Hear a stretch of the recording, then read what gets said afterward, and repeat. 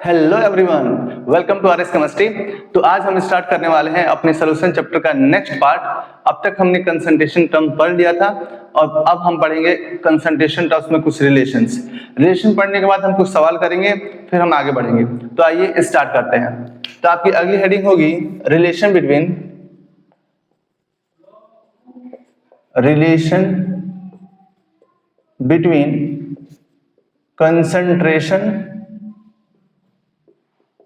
Concentration terms, है ना।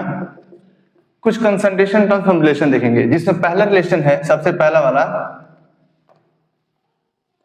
Relation है वो है रिलेशन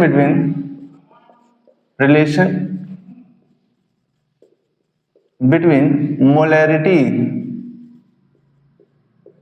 मोलैरिटी जिसको हम कैपिटल एम से डिनोट करते हैं, and percentage weight by weight, है ना। परसेंटेज वेट बाय वेट में और मोलैरिटी हम रिलेशन देखेंगे। तो ध्यान से सुनिएगा, मैं रिलेशन लिख देता हूं और फिर समझाता हूं कौन क्या क्या है। इन दोनों में रिलेशन क्या होता है, वो ये होता है molarity is equal to 10x d upon molecular weight of 2 मतलब क्या, सॉल्वेंट, सोल्यूट, माइंडेड। अब देखना बेटा, जहां पर वेयर x क्या है, तो x को मैंने परसेंटेज वेट बाय वेट लिया है। परसेंटेज वेट बाय वेट को इस फॉर्मूले में लिखने में थोड़ा सा असहज महसूस हो रहा था, इसलिए मैंने इसको स्मॉल x से रिप्लेस कर दिया है। लेकिन आपको ध्यान रखना है कि x मोल फ्रैक्शन नहीं है, बल्कि ये क्या है, परसेंटेज वेट बाय वेट है। d क्या है, तो डेंसिटी है। d क्या है, डेंसिटी है। डेंसिटी हमेशा आपको ग्राम पर ml में या फिर ग्राम पर सेंटीमीटर क्यूब मतलब सीसी ना, हाँ। और ये MW2 तो आप एकदम अच्छे से जानते होंगे कि MW का मतलब मॉलिक्यूलर वेट है और 2 मतलब सोल्यूट है। Molecular weight of solute. तो ये होता है हमारा रिलेशन मोलैरिटी में और परसेंटेज वेट बाय वेट में, ओके ना। अब हम करेंगे इस पर कुछ सवाल, है ना। रिलेशन एक बार फिर समझा देता हूं, देखो ध्यान से। Molarity is equal to 10x d upon molecular weight of solute. ये x क्या है, परसेंटेज वेट बाय वेट है। वैल्यू कैसे पुट करेंगे, तो अभी हम सवाल देखेंगे तो पता चल जाएगा कि वैल्यू कैसे पुट कर रहे हैं। लेकिन फिलहाल सुन लीजिए कि परसेंटेज वेट बाय वेट जैसे दिया होगा एग्जैक्टली वैसे ही हम भर देंगे, उसका कोई मतलब नहीं निकालेंगे, उसको हम एक्सप्लेन नहीं करेंगे, बल्कि जितना परसेंट दिया होगा एग्जैक्टली वैसे ही भर देंगे, है ना। और डेंसिटी दी गई होगी ग्राम पर एमएल में, तो उसको पुट कर देंगे। मॉलिक्यूलर वेट ऑफ सोल्यूट आप निकालना जानते हैं, उसको पुट कर देंगे, फिर मल्टीप्लाई करके डिवाइड कर लेंगे, हमारा आंसर आ जाएगा। तो आप इतना नोट डाउन कीजिए, फिर मैं एक सवाल लिखता हूं, ओके। तो हमारा ये सवाल है, ध्यान से सुनिएगा। ए solution of HCl is of density 1.2 ग्राम पर ml and 18.25% wait by wait. Determine the molarity of the solution. और कैसा सॉल्यूशन, HCl सॉल्यूशन, है ना। मतलब यह है कि एक HCl का एक ऐसा सॉल्यूशन है जिसका परसेंटेज वेट बाय वेट दिया गया है कितना, 18.25%, और उसकी डेंसिटी दी गई है 1.2 ग्राम पर ml।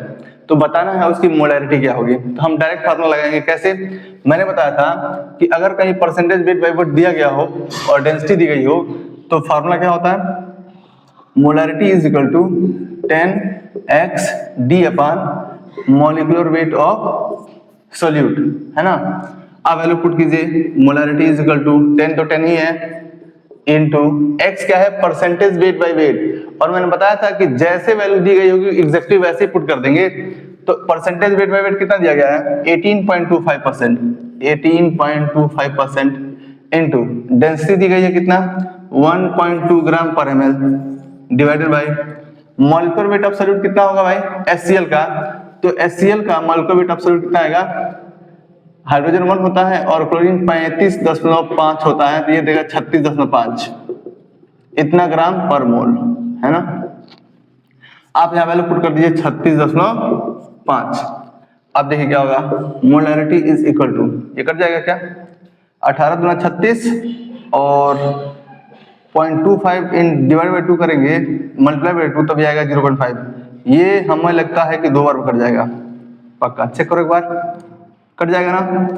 अब क्या आएगा, इस 10 से मल्टीप्लाई करेंगे 1.2 में, तो ये तो 12 दे देगा, तो 12 डिवाइड बाई 2, ये 2 नीचे था ना, तो क्या आ जाएगा 6 मोल पर लीटर, मतलब फाइनली मोलरिटी क्या आ गई 6 मोलर, है ना। तो ये हमारा हो जाएगा इसका फाइनल आंसर। तुमने देखा ना कितना आसान सवाल था ना, एकदम आसान, 2 कौड़ी का। देखो क्या था, molarity is equal to 10xd upon molecular weight of solute. 10 तो 10 ही है, x है परसेंटेज वेट बाय वेट, जो कि यहाँ लिखा हुआ है, मैंने पहले से लिखा है सवाल में, आपने यहाँ वैल्यू पुट किया। डेंसिटी दी गई है 1.2 ग्राम पर ml, वैल्यू पुट किया, और मोलेक्युलर वेट ऑफ HCl हमने निकाल लिया, डिवाइड करके मल्टीप्लाई कर दिया, आंसर आ गया 6 मोलर, मतलब 6 मोल पर लीटर। ठीक है, इतना नोट रख लीजिए, फिर मैं अगला सवाल लिखता हूँ। तो हमारा ये एक सवाल है, ध्यान से सुनिएगा। सवाल लिखा है कंसंट्रेट, ये कंसंट्रेट है, concentrate nitric acid used in laboratory work is 68% nitric acid by mass. यहां लिखा है 68% नाइट्रिक एसिड बाय मास, मतलब इसका परसेंटेज वेट बाय वेट दिया गया है इन एक्वस सॉल्यूशन। ठीक है, फिर लिखा है कि what should be the molarity, आपसे मोलरिटी पूछी जा रही है, molarity of such a sample of the acid if the density of the solution is इतना 1.504 ग्राम पर ml। हाँ, तो इसका परसेंटेज वेट बाय वेट कितना दिया है 68%, डेंसिटी दी गई है, और नाइट्रिक एसिड का मोलेक्युलर वेट तो हम निकाल ही लेंगे, और मोलरिटी पूछी जा रही है। तो अभी मैंने परसेंटेज वेट बाय वेट और मोलरिटी में रिलेशन क्या बताया था, molarity is equal to 10xd upon molecular weight of solute. कैसे लिखे थे, ऐसे, molarity is equal to 10xd, ये डॉट का मतलब है मल्टीप्लीकेशन, है ना, 10xd upon molecular weight of solute. अब आपको इसी में वैल्यू पुट कर देनी है, तो कीजिए, क्या आएगा, मैं यहाँ लिखता हूँ, या फिर चलो यहाँ लिखता हूँ, मोलरिटी इज इक्वल टू 10 तो 10 ही है, x है परसेंटेज वेट बाय वेट, वो कितना दिया 68%, इनटू डेंसिटी कितनी दी गई है 1.504, और divided by molecular weight of solute क्या है, नाइट्रिक एसिड, नाइट्रिक एसिड का निकालिए HNO3, क्या आएगा, सबके एटॉमिक मास को ऐड करो, तो हाइड्रोजन का एटॉमिक मास कितना होता है 1 प्लस, नाइट्रोजन का एटॉमिक मास कितना होता है 14 प्लस, ऑक्सीजन का एटॉमिक मास कितना होता है 16, लेकिन एक ऑक्सीजन का एटॉमिक मास 16, लेकिन 3 है, तो क्या मल्टीप्लाइड बाई 3, ये सब करेंगे तो क्या आएगा 14 और 1 15, और प्लस 16 यहाँ 48, 8 5 13, 5 1 6, 63 देगा, क्या 63 ग्राम पर मोल, है ना, इतना दे देगा, तो ये आ गया आपको क्या 63 ग्राम पर मोल। अब देखो क्या होगा, मोलरिटी इज इक्वल टू, पहले से तुम इस 10 का मल्टीप्लाई कर लो इस 1.504 में, तो ये 15.04 दे देगा, क्या देगा 15.04 इनटू, अब ये 68 है, 63 लिख दिया मैंने गलती से, 68 है, और डिवाइड बाय क्या 63 है, मैं इसको मिटाता हूं, है ना, ये तो हमने मोलेक्युलर वेट ऑफ सॉल्यूट निकाला था, ये तो आप जानते ही हैं, इसको मैं मिटा देता हूं। ठीक, फिर क्या आएगा, ध्यान से सुनिएगा, मोलरिटी इज इक्वल टू, इसका मल्टीप्लाई करेंगे तो क्या आएगा, ये देगा, इसका मल्टीप्लाई करेंगे तो देगा 1022.72 डिवाइड बाय क्या 63, है ना, 1022.72, इसका ऊपर मल्टीप्लाई करेंगे तो आएगा, नीचे 63 है, जब डिवाइड कर देंगे तो आपकी वैल्यू आ जाएगी क्या, ये आएगा आपका 16.23 मोल पर लीटर, मोलरिटी है ना, तो मोलरिटी की यूनिट क्या होती है मोलरिटी की यूनिट क्या होती है मोल पर लीटर, तो आपकी फाइनल मोलरिटी क्या आ जाएगी 16.23 मोल पर लीटर, यही आपका फाइनल आंसर हो जाएगा इस सवाल के लिए, है ना। तो देखो कितना आसान है ना, आपको केवल वैल्यू पुट करना है, फिर मल्टीप्लाई करना है और डिवाइड करना है, ठीक, बिल्कुल आसान। आप इसको नोट डाउन कीजिए, फिर मैं अगली बात बताता हूं, ठीक। तो हमारा अगला सवाल है, कह रहा है the density of a solution prepared by dissolving 100 gram of urea in 900 gram of water, 100 gram of urea दिया है, मतलब ये वेट ऑफ सॉल्यूट है, इन 900 ग्राम ऑफ वाटर, ये क्या है वेट ऑफ सॉल्वेंट है, इज 1.05 ग्राम पर ml। ये है इसकी डेंसिटी दी गई है किसकी, यूरिया का वाटर में सोल्यूशन का। फिर लिखा है calculate the molarity of the solution, आपको मोलैरिटी निकालना है। तो मैंने बताया था, आप देखिए यहाँ पे क्या क्या दिया है, पहले यहाँ लिखो गिवन लिखो, वेट ऑफ सॉल्यूट को हम 10 रूट लिखते हैं ना बेटा, बताओ। तो वेट ऑफ सॉल्यूट कितना दिया गया है 100 ग्राम। वेट ऑफ सॉल्वेंट कितना दिया गया है, वेट ऑफ सॉल्वेंट को मैं 1 से लिखूंगा W1, ये दिया गया है क्या है 900 ग्राम। फिर डेंसिटी दी गई है 1.05 ग्राम पर ml, और आपसे पूछा जा रहा है क्या मोलैरिटी, है ना। तो मैंने मोलैरिटी का फॉर्मूला बताया था, molarity is equal to 10xd upon molecular weight of solute, जहां पर x क्या था परसेंटेज वेट बाय वेट था। लेकिन आप देख के बताइए सवाल में क्या कहीं पर भी परसेंटेज वेट बाय वेट दिया है, तो नहीं दिया है। कहीं दिया है, नहीं दिया है ना। लेकिन परसेंटेज वेट बाय वेट निकालने के लिए कंडीशंस दे रखे हैं, है ना, और वो मैंने पहले ही बता रखा है कि परसेंटेज वेट बाय वेट क्या होता है। तो wait of solute upon molecular weight of solute upon weight of solution into क्या 100। कैसे निकालते हो, परसेंटेज वेट बाय वेट कैसे निकालते हैं, ये निकालते हैं wait of solute upon weight of solution. देखना मैं ऐसे लिख रहा हूँ सॉल्यूशन को, वेट ऑफ सॉल्यूशन इनटू क्या 100%, है ना। अब इसी को हम x कहते हैं, तो अभी हम कहेंगे पहले इसको निकाल लो। परसेंटेज वेट बाय वेट क्या आएगा, ये W2 क्या है वेट ऑफ सॉल्यूट है, वेट ऑफ सॉल्यूट कितना दिया गया 100 gram divided by weight of solution. तो वेट ऑफ सॉल्यूशन नहीं दिया गया है, लेकिन हमारा वेट ऑफ सॉल्वेंट और वेट ऑफ सॉल्यूट दिया गया है। तो जब इस सॉल्वेंट में सॉल्यूट मिला देंगे तो वही तो सॉल्यूशन बन जाएगा। तो यहाँ पर मुझे लिखना पड़ेगा wait of solvent plus weight of solution, मतलब सॉरी वेट ऑफ सॉल्यूट, तब मिल जाएगा क्या वेट ऑफ सॉल्यूशन, और इनटू क्या 100%, है ना। ये फाइनली क्या देगा परसेंटेज वेट बाय वेट बराबर, ये हमारा दिया, ये देगा 100 इंटू ये भी 100 देगा, ऊपर लिख देता हूँ 100 डिवाइड बाय ये कितना देगा भाई 900 प्लस 1000 देगा क्या 1000 इतना परसेंट। ये 3 0 से 3 0 तो तुम कट कर दो, उड़ा दो, तो फाइनली बच गया क्या 10%। लो आ गया 10%। ये जो हमारा वेट बाय वेट है इसी को हम x कहते हैं, तो हमारा परसेंटेज वेट बाय वेट कितना आ गया 10%।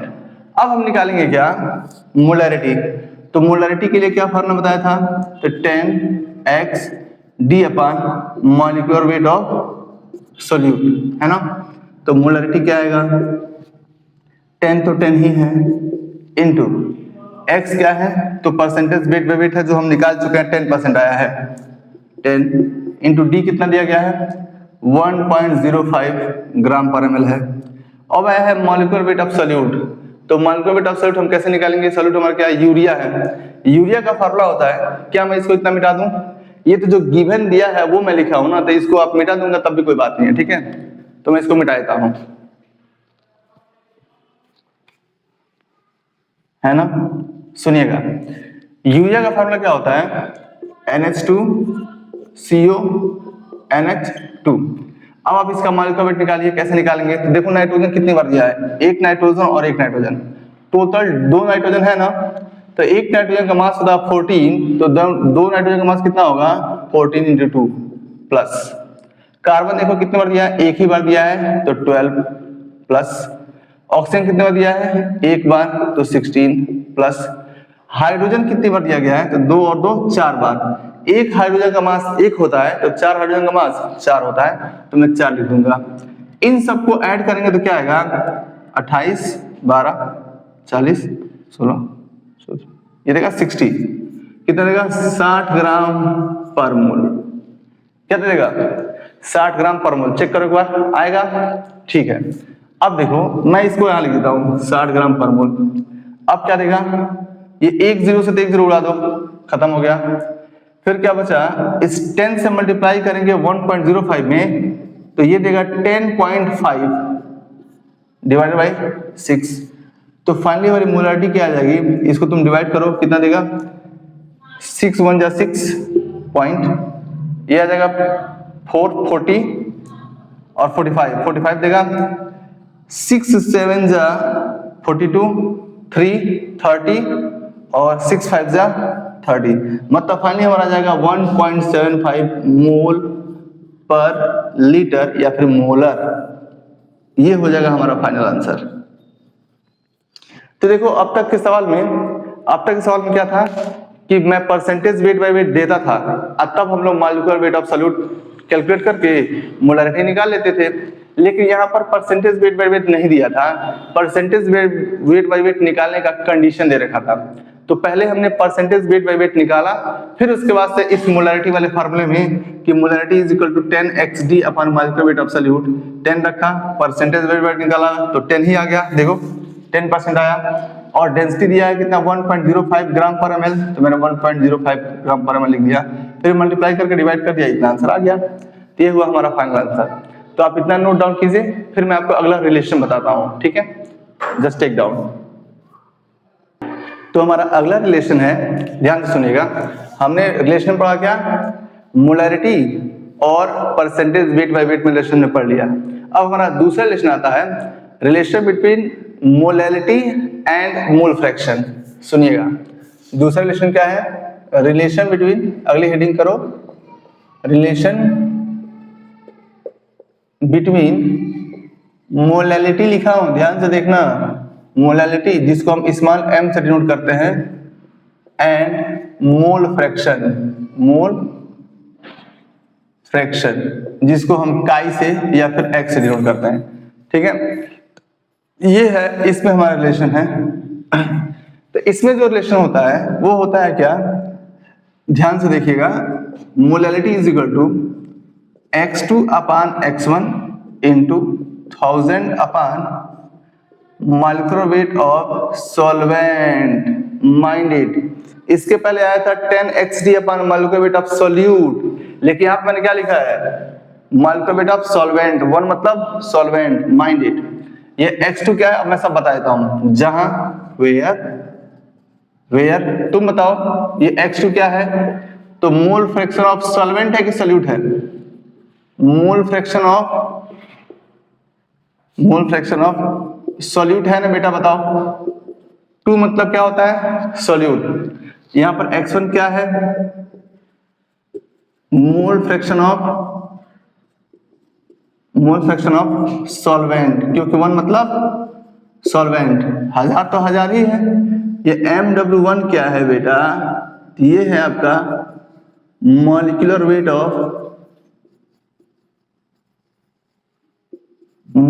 Of solvent, mind it. यहां पर ये सॉल्यूट नहीं बल्कि क्या है, सॉल्वेंट है ना। तो ये फार्मूला हो गया, आप इसको नोट डाउन कीजिए, फिर मैं एक सवाल लिखता हूं, ठीक है, जस्ट टेक डाउन। तो हमारा अगला सवाल है, ध्यान सुनिएगा, find the mole fraction of solute. याद रखो किसका पूछा गया है, mole fraction of solute. Solute का मतलब क्या होगा, x2 होगा ना, ये मोल फ्रैक्शन क्या है, x2 होगा ना। सॉल्यूट का मतलब of 2 molar aqueous solution, mind it, aqueous मतलब पानी में घोला गया इसको, है ना। जो भी सॉल्यूट है उसको कोई मतलब नहीं है क्या है, पता नहीं सॉल्यूट क्या है, लेकिन जो भी सॉल्यूट है इतना पता है कि उसको पानी में घोला गया है। एक्वस सॉल्यूशन का मतलब क्या होता है, पानी में डिसॉल्व करके तब सॉल्यूशन बनाना। सॉल्यूट का हमारे यहाँ पे कोई काम नहीं है। तो हमको क्या निकालना है, मोल फ्रैक्शन ऑफ सॉल्यूट। चलिए मोलैलिटी दी गई है, देखो मोलैलिटी दी गई है, कितना दिया है, 2 मोलर, है ना। और ये x2 mole fraction of solute है, हमसे पूछा जा रहा है। तो चलो स्टार्ट करते हैं, ठीक है। तो मैंने रिलेशन क्या बताया था, molality is equal to x2 upon x1 into 1000 upon molecular weight of solvent बताया था, याद रखो, है ना, सॉल्वेंट। तो चलिए निकालते हैं, मोलैलिटी कितनी दी गई है, 2 मोलर, तो 2 लिखेंगे। x2 क्या है, तो पूछा जा रहा है, मोल फ्रैक्शन ऑफ सॉल्यूट है तो उसको हमको निकालना है सॉरी। तो क्या आएगा, x1 तो हमको पता ही नहीं है, x1 तो पता नहीं है, तो x1 नहीं पता है तो उसको हम लिख सकते हैं क्या, 1 माइनस x2। क्यों, क्योंकि याद रखो जब मैं तुमको मोल फ्रैक्शन बताया था तो बोला था कि सॉल्यूशन में जितने भी कंपोनेंट होते हैं उन सबके मोल फ्रैक्शन का सम 1 के इक्वल होता है।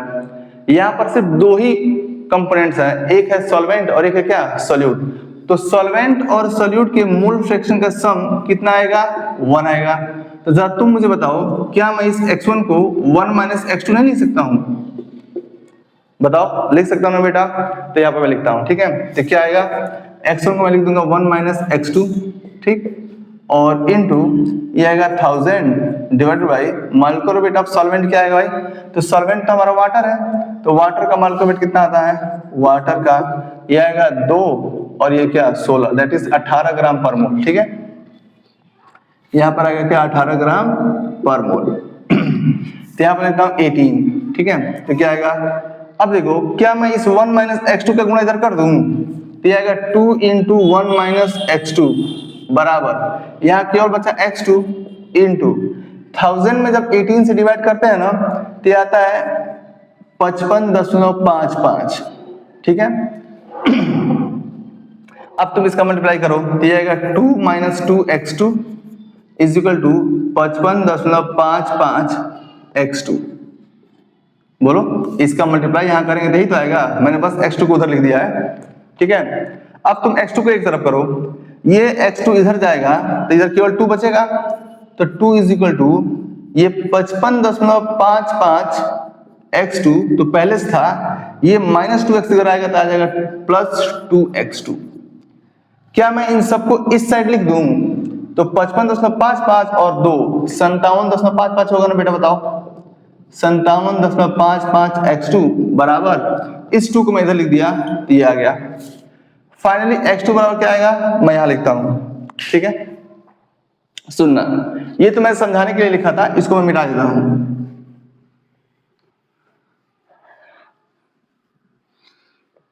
सुनिएगा तो क्या आएगा, फाइनली ये आया आपका 55 फिर से लिख रहा हूं 55.55 x2 57 आया ना, 57.55 x2 इज इक्वल टू 2 आ गया है। देयरफॉर x2 बराबर क्या आएगा 2 डिवाइडेड बाई 57.55 यही आएगा।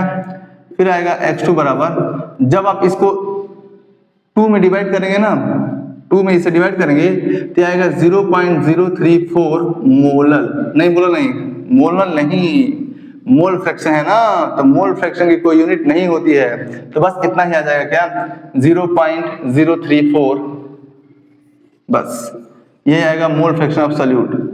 अगर मान लीजिए कि मोल फ्रैक्शन ऑफ सॉल्यूट पूछा गया है लेकिन मोल फ्रैक्शन ऑफ सॉल्वेंट भी पूछ दिया गया होता तब क्या करते? तब आप क्या करते, बस इसको 1 में से सब्सट्रैक्ट कर देते, घटा देते, तो जो भी आता वो हमारा x1 हो जाता, ठीक है। तो बस आप इसको इतना लिखिए, फिर मैं आपको अगला सवाल बताता हूं, ठीक है। तो हमारा अगला रिलेशन है, ध्यान से सुनिएगा, तीसरा रिलेशन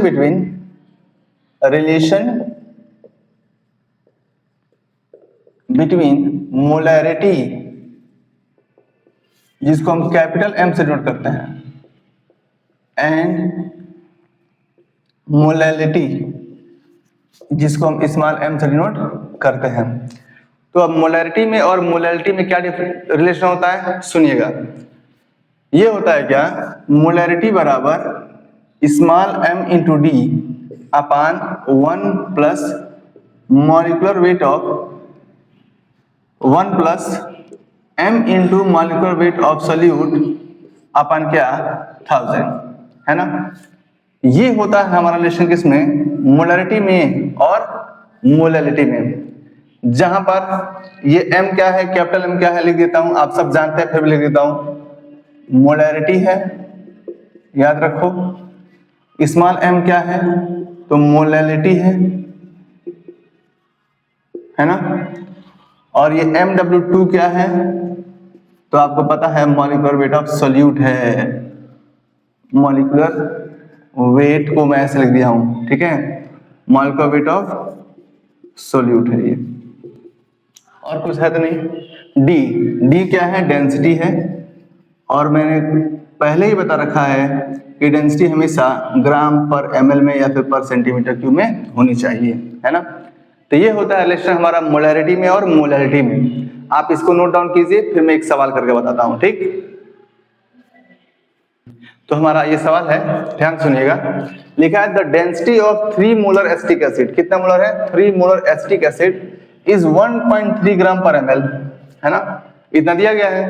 फिर करा फाइंड पहला परसेंटेज वेट बाय वेट, फिर दूसरा सवाल पूछा गया मोलैलिटी क्या होगी, फिर तीसरा सवाल पूछा गया मोल फ्रैक्शन क्या होगा, है ना। तो चलो स्टार्ट करते हैं। तो मोलैरिटी दी गई है तो परसेंटेज वेट बाय वेट हम निकाल ही लेंगे। कैसे? तो molarity is equal to 10 upon molecular weight of solute. तो आपको मोलैरिटी दी गई है, डेंसिटी भी दी गई है, तो हम निकाल लेंगे क्या परसेंटेज वेट बाय वेट। कैसे? तो ऐसे सुनिएगा, molarity is equal to 10 upon molecular weight of solute, ये होता है, मैंने पहले बताया था। फिर आएगा मोलैरिटी बराबर 10 इंटू एक्स, कितना दिया गया है परसेंटेज वेट बाय वेट, तो वो निकालना है। लेकिन मोलैरिटी दी गई है तो यहाँ पर मोलैरिटी के ऊपर आप लिखिए 3, ठीक है। एक्स हमको निकालना है इंटू डी, डेंसिटी दी गई है 1.3 ग्राम पर ml, divided by molecular weight of solute. Molecular weight of solute क्या है भाई साहब? तो ये है आपका एसिटिक एसिड है। चलो निकालते हैं एक बार। कार्बन कितना है? 2 है ना, तो 12 दूना 24, 12 इंटू 2 लिखेंगे, 12 दूना 24 प्लस हाइड्रोजन कितना है? 3 और 1 4, 4 गुणे 1 प्लस ऑक्सीजन कितना है? 2, तो 16 गुणे 2, तो कर देंगे तो क्या आएगा 12 दूना 24 प्लस 4 और प्लस 16 दूना 32, 2 नहीं 2 और 4 6, अच्छा 4 10 का 0 हाथ में 1, 3 1 4 और 4 2 6, 60 ग्राम पर मोल आ जाएगा हमारा क्या एसिटिक एसिड का मॉलिक्यूलर वेट, ठीक है। तो रखो, यह आ गया क्या 60, है ना। अब इस 60 से मल्टीप्लाई हो जाएगा इसमें, तो 16 इंटू 3 करेंगे तो ये 180 देगा, बराबर ये 10 इंटू 1.3 करेंगे तो 13 देगा, आई इंटू क्या एम नहीं एक्स इंटू क्या एक्स पहले से है, फिर एक्स क्या आ जाएगा 180 डिवाइडेड बाई 13, है ना। फिर एक्स क्या आएगा 0, 13 का 13, 13 5 18 50, 13 39 50 11 110, 13 91, इतना आ जाएगा। और फिर इतना परसेंट वेट बाय वेट, बस आ गया, यही आएगा। आप जब इसको डिवाइड करेंगे ना तो 13.75% आएगा। इसका मतलब ये हुआ कि हमारा इसका परसेंटेज वेट बाय वेट कितना आया, तो 13.75% वेट बाय वेट क्या एसिटिक एसिड, ये हमारा हो जाएगा इसका फाइनल आंसर, है ना। जो एक्स था ना, ऐसे लिख लो एक्स बराबर इतना परसेंट वेट बाय वेट, क्या ये एक्स क्या है परसेंटेज वेट बाय वेट है, जो हमारा कितना आ गया इतना परसेंट आ गया। तो जो चाहे आप वो लिख सकते हैं, ठीक है ना। हाँ, यही हो जाएगा हमारा क्या फाइनल आंसर, ठीक। ये हो गया पहला सवाल। फिर दूसरा सवाल पूछा गया है मोलैलिटी क्या होगा, और मोलैरिटी दी गई है 3 मोलर। तो अभी हमने पढ़ा था मोलैरिटी में और मोलैलिटी में क्या रिलेशन होता है, तो इसको करते हैं। चलो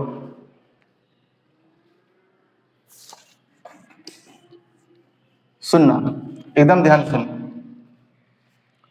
मैं इसको ऐसे कर देता हूं, ठीक है। तो रिलेशन लिखिए मोलैरिटी बराबर small m into D upon 1 plus small m into molecular weight of solute divided by 1000, यही लिखे थे। इस 1 प्लस को यहाँ करो, इसके सामने रहेगा, ठीक है। तो मोलैरिटी तो दी गई है क्या 3 मोलर, तो 3 आ जाएगा। स्मॉल m हमको निकालना, ये तो है मोलैरिटी, तो स्मॉल m इंटू डेंसिटी कितनी दी गई है 1.3 डिवाइडेड बाई 1 प्लस ये क्या दिया गया है भाई स्मॉल m हमको निकालना है। मॉलिक्यूलर वेट ऑफ सॉल्यूट अभी निकाले थे, कितना आया था 60 ग्राम पर मोल, और डिवाइड बाई क्या 1000, यही होगा ना बेटा, बताओ। फिर क्या आएगा, फिर ये आएगा मोलैरिटी, ये तो 3 बराबर क्या आएगा, ध्यान सुनना, ये 1.3 m आएगा ना, 1.3 इंटू m डिवाइडेड बाई ये इस 1 में 1000 का मल्टीप्लाई होगा तो आएगा 1000 प्लस 60m डिवाइडेड बाई फिर से क्या आएगा 1000। अब ये जो 1000 है ना वो पलटी खा के ऊपर चला जाएगा, क्या होगा पलटी खा के ऊपर चला जाएगा। तो फाइनली तुम्हारा क्या आएगा, यहां लिखूं, ध्यान सुनना, ये वाली जो बात है ना इसी का पार्ट है। तो क्या आएगा 3 बराबर ये आएगा 1.3 m into 1000 divided by 1000 plus 60m। अब तुम बाई क्रॉस मल्टीप्लिकेशन करो बटा 1 करके, तो ये क्या देगा, ये देगा आपका, चाहे फिर ऐसे कर लो जैसे मन को वैसे कर लो। इसका पहले इधर करोगे तो क्या देगा, 3000 प्लस 60 गुणा 3 करेंगे तो 180m बराबर, ये तो देगा 1300m। अब इस 1300 में से 180 घट जाएगा तो क्या बचेगा, 1300m माइनस 180m बराबर 3000, है ना। इसमें से घटाएंगे तो क्या आएगा, 0 में 0 क्या 0, ये बचेगा 2, ये बचेगा 11। 1120 देगा क्या, चेक करो एक बार, 1120 देगा क्या, तो 1120 देगा बराबर ये क्या देगा 3000। देयरफॉर मोलैलिटी m बराबर 3000 डिवाइडेड बाई 1120। देयरफॉर मोलैलिटी बराबर, ये तो 0 से 0 कट जाएगा। अब इस 300 में जब इसे डिवाइड करेंगे ना तो ये आएगा 2.67 मोल पर केजी, मोल पर केजी, है ना। ये हमारा हो जाएगा मोलैलिटी का फाइनल आंसर। इसी को हम मोल पर केजी लिखते हैं या फिर केवल मोलर लिख देंगे तब भी कोई बात नहीं है, लिख देता हूं molality is equal to 2.67 molar. दोनों आंसर सेम है, दोनों बातें सेम, ठीक। तो इस तरह से हमने निकाला क्या, परसेंटेज वेट बाय वेट, और यहाँ पर हमने निकाल दिया क्या, मोलैलिटी। एक सवाल हमारा और रह गया क्या, मोल फ्रैक्शन निकालना।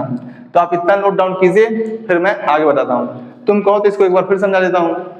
देखो मोलैलिटी में और मोलैलिटी में यही रिलेशन होता है, molality is equal to small m into D upon 1 plus small m into molecular weight of solute upon क्या 1000। मोलैलिटी दी गई देखो 3 मोलर, तो मैंने 3 रख दिया, ये निकालना ही है। डेंसिटी दी गई है 1.3 ग्राम पर ml अपान, ये तो निकालना ही है 60%। इसको मैं सॉल्व करूंगा तो आएगा 1000 प्लस 60m, देखो 1000 प्लस 60m अपन 1000 आएगा, ये तो 1 बाई इतना है, ये पलटी का ऊपर जाएगा तो यहाँ गुणा हो जाएगा, तो ये बन जाएगा कितना 1300m, है ना। इसका गुणा किया इधर तो 3000 प्लस 180m आ गया है। अब बस 180m और ये 1300m को एक पास कर दिया तो घट गया 1120m आ गया बराबर 3000। फिर इसको डिवाइड कर देंगे, इतना आंसर आ जाएगा, ठीक है। आप इतना नोट डाउन कीजिए, फिर मैं अगला सवाल बताता हूँ, मोल फ्रैक्शन निकालता हूँ, ठीक। तो हमारा अगला सवाल क्या था, तीसरा, उसी सवाल का तीसरा पार्ट क्या था, मोल फ्रैक्शन निकालना था।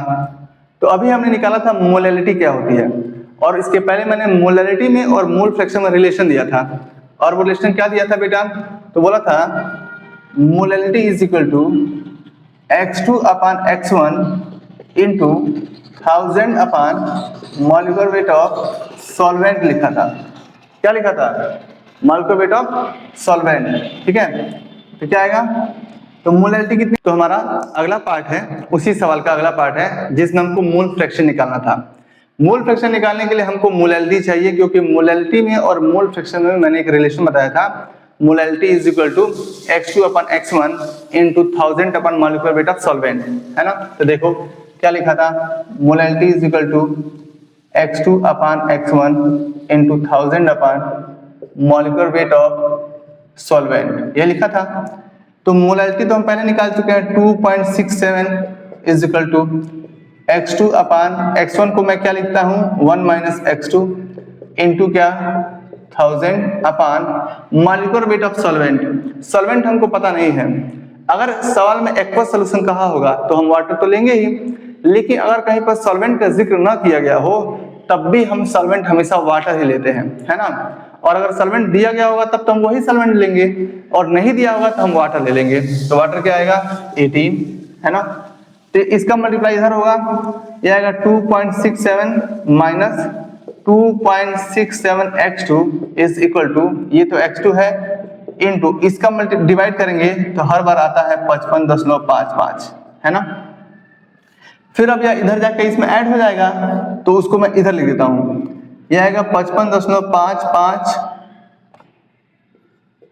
x2 plus 2.67 x2 is equal to, ये क्या बचा 2.67। इसको ऐड करने क्या आएगा, करो 7 5 12 के 2 हाथ में 1, 6 5 11 के 2 11 12 के 2 हाथ में 1, और 5 2 7 1 8, 58.22 x2 बराबर 2.67 आ जाएगा। देयरफॉर फाइनली x2 क्या आएगा 2.67 डिवाइडेड बाई 58.22। देयरफॉर x2 बराबर, इसको अगर हम डिवाइड करेंगे तो ये हमारा आएगा 0.045। क्या आएगा 0.045।